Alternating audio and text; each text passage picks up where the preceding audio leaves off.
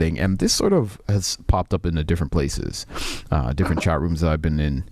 This idea of biblical justice and social justice, and people trying to figure out, like, what should Christians stand for, and what do we do about this? And no, biblical justice and social justice are two different things. I want to give you a couple definitions, and then we'll jump into this conversation.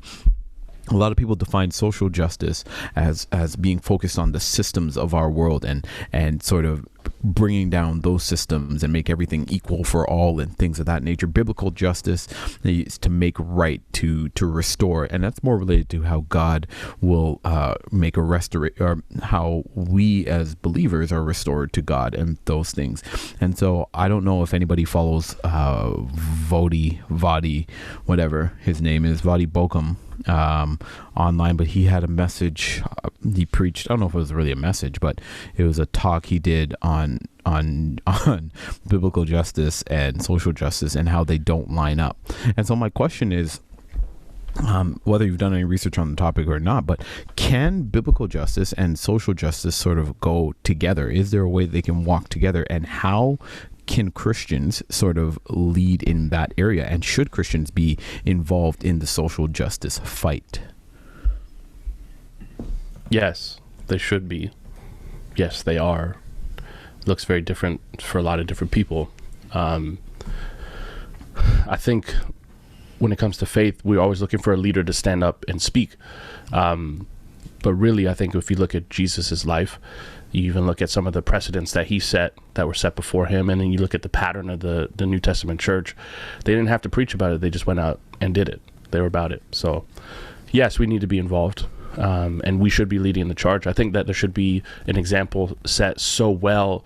And I think that it's been a pattern in our world where Christians have gone ahead, and people with more resource or more reach have been able to jump on that train and do a little bit more and kind of hijack it at times. But yes, to answer your question simply, yes. Yeah, I think there's still room for us to grow, honestly, Calvin. Because the way that the church does their, PR, their public relations, the way that we, at least in the generation that I grew up in, if I can pull a line from Moshe, the way we were raised, it was kind of like, we took God's ways are higher than our ways. And we took that we got to live this out in a way that is so great that, we're kind of trying to bring that heavenly kingdom ideal here on earth right now, and to live it out so well that people can see and turn from their wickedness and come towards. And I don't know if that's getting the message across. We have to be more systematic and more practical in how we get people to understand what justice is and what it should be and where we are right now. And I do believe you are right. The church is already doing a lot in this regard, but I do think we gotta think some new ways, because the world is changing very fast. This is nothing new, and the way that people perceive information and the way people perceive how they gather that information, people are making these moral claims and moral ideas very flippantly. It's like, if the people that I respond to and respect online, or my friends group or my co-working group, then they like this, that I kind of see their point too.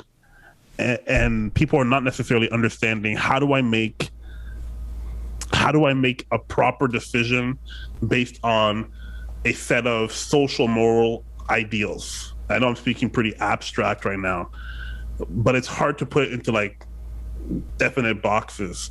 But I do want us to think more out of the box, because I think there's a lot of different things in terms of how we present ourselves as Christians, how we talk about biblical justice, how do we live out biblical justice, how can we be leaders in the terms of justice socially in our world that I don't think we're tapping into yet. I would love to see a more practical approach, whereas the way that I was raised, it was very much like ideals. It was just like this existential thought process on how we can have heavenly ideals here on earth and walk out Christ's justice in our daily lives. But we need some boots on the ground, because people are getting lost in this, and like what we talked about even last week, people vote against themselves because they understand that it's more scientific or political in this one regards. So that's my initial offering.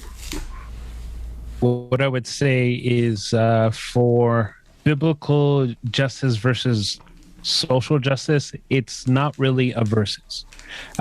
If you come to understand the origin of social justice itself, it actually starts in the 19th century with the Jesuit priest, Luigi something de Azello. Nice. And he himself... Nice. He's the brother of Mario? Can you say that again? Please? Someone deep in that. I am not saying that again. To me, the Mario. Every time, guys. Every time. But he coined the term in the 19th century, in the 1840s. And he based it off of the teachings of Thomas Aquinas, who is also a very smart Catholic. And what ends up happening is that somewhere along the lines, we find ourselves in this environment where social justice has been divorced from biblical justice, because social justice has been taken up by the liberal mainline Protestant denominations that don't believe exactly like how we believe. And so we are of the thought process, and it's one of those things that the world that our dear friend Vodi exists in is one that doesn't like the liberal mainline Protestant stream of theological thought.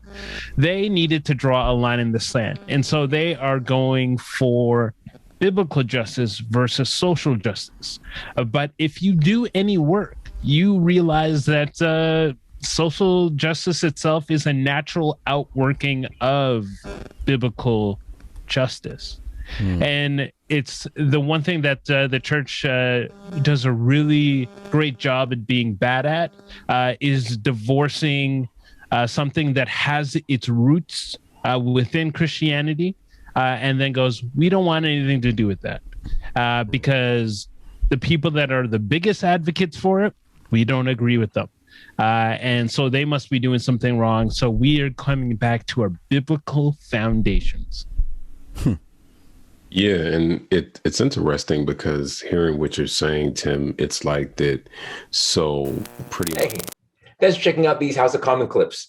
To access the entire conversation, click the link in the description below. We are live on YouTube every Tuesday night at 10 o'clock, so make sure to tune in and be a part of the conversation. If you want to know how to do that, make sure to like this video and click the little bell there to get the notification so you can be right there on time. My name is Chris Chase, and this has been the House of Common Show.